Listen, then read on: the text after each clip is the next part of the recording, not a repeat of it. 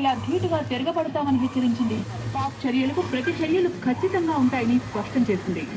Pakistan has also for decades pursued cross-border terrorism into India with impunity, and as I said yesterday also, in order to deliberately mislead the international community, they claimed that the terrorist Sajid Mir was dead.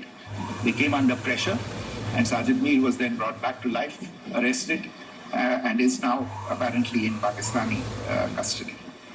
ఉగ్రవాదం అంతమయ్యే వరకు చర్చల ప్రసక్తే లేదని తేల్చి చెప్పింది భారత్. అసత్య ప్రచారాలు అసలే నమ్మద్దని ప్రజలకు సూచించింది. మరోవైపు ఎల్ఓసి దగ్గర పాక్ కాల్పుల విరమణ ఒప్పందానికి తూట్లు పొడుస్తూనే ఉంది.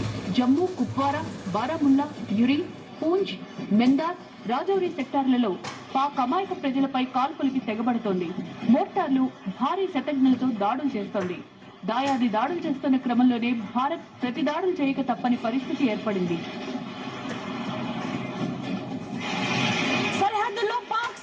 రెచ్చిపోతున్నారు. రాజౌరి, యూరి సెక్టార్స్ లో విచ్చలవిడిగా కాల్పులు జరుగుతున్నాయి. ఇక్కడ పాక్ దాడులను భారత సైన్యం తిప్పికొడుతూనే ఉంది. బంగర్స్ లోకి పరుగులు తీస్తున్నారు జనం.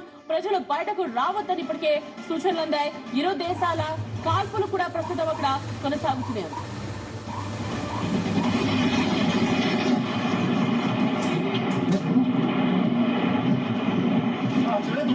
సరిహద్దుల్లో రెచ్చిపోతూనే ఉన్నారు. పాక్ సైనికులు కాల్పులు జరుపుతూనే ఉన్నారు. ముఖ్యంగా రాజౌరి, యూరి సెక్టర్స్ లో విచ్చల విడిగా కాల్పులు జరుగుతున్నాయి. పాక్ సైన్యం నుంచి ఈ కాల్పులు జరుగుతున్నాయి. పాక్ దాడులను భారత సైన్యం తిప్పికొడుతోంది. అయితే బంకర్స్ లోకి వెంటనే జనం అందరూ పరుగులు తీసినట్టు తెలుస్తోంది. ప్రజలు బయటకు